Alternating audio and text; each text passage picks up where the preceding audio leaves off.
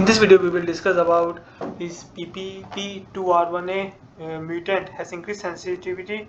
to T cells, immune response, and ICP therapy. We have discussed that PPP from the clinical results that PPP mutant will has the increased ICP therapy efficiencies and the T cell response is also high. They wanted to confirm those clinical findings from the in vitro studies. So first, what they did is they checked the previously published result of the whole genome CRISPR screening, and they are able to find out that this PPP2R1A mutant is always seems to be in the top range in the tumor cells. Whenever they check it using the CRISPR immune screening. And thereafter, what it is, they developed a stable cell lines using two different guide RNAs. It is short hairpin PPP2R1A1 and short hairpin PPP2R1A3, and then treat them using the CAR T cells that can target those SCOV cells, and they use the SCOV cell lines and mutate them mutate them using these two guide short hairpin guide RNAs to mutate PPP2R1A, and they are able to see that apoptotic rate is higher in the mutant conditions compared to the wild type conditions. And they also check these signals for this activated apoptosis using this activated caspase 3, and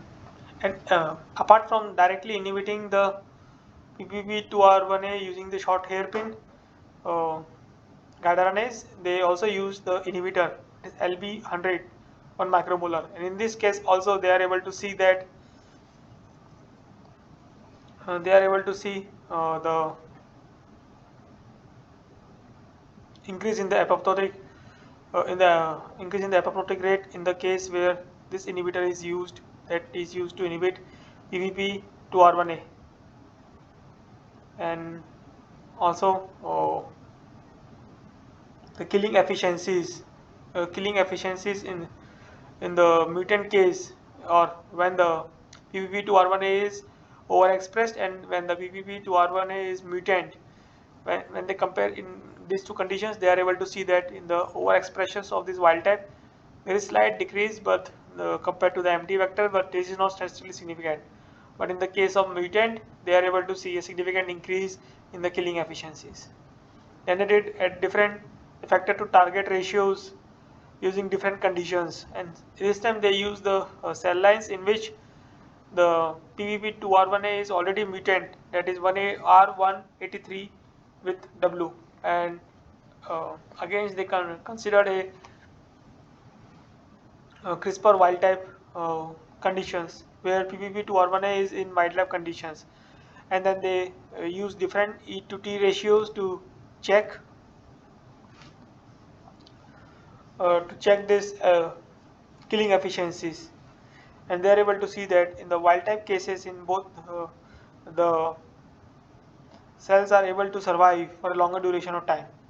and when they did the reverse, that is when they correct these R183W mutations using CRISPR editing, and they mutate in the CRISPR wild type cells using R183Q, they are able to see reverse result. That is, now the parental wild type shows the more increased survival rate at high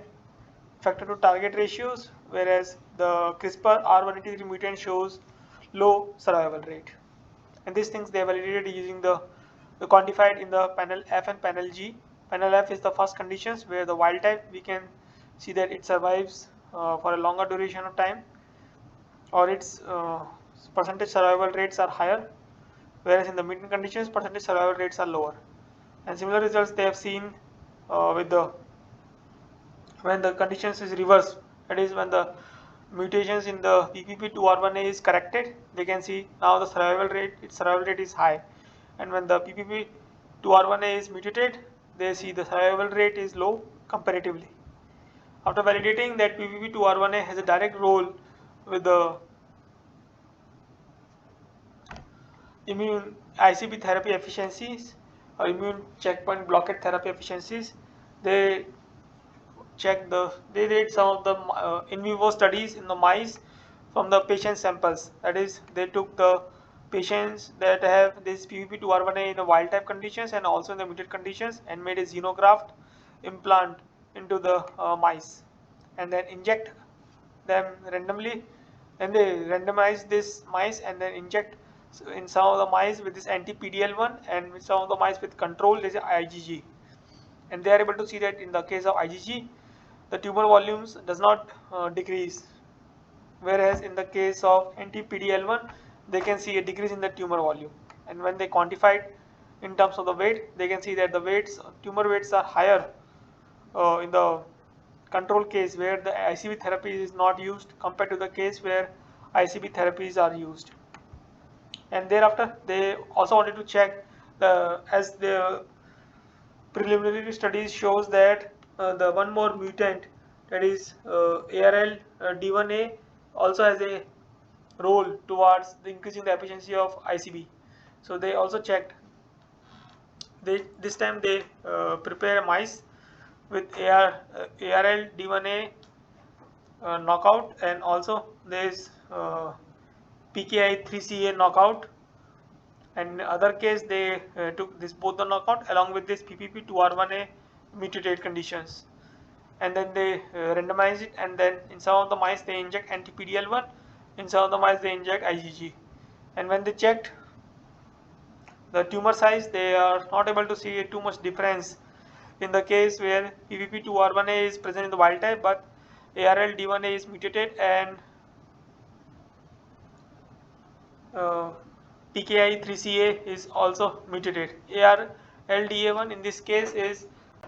stopped using the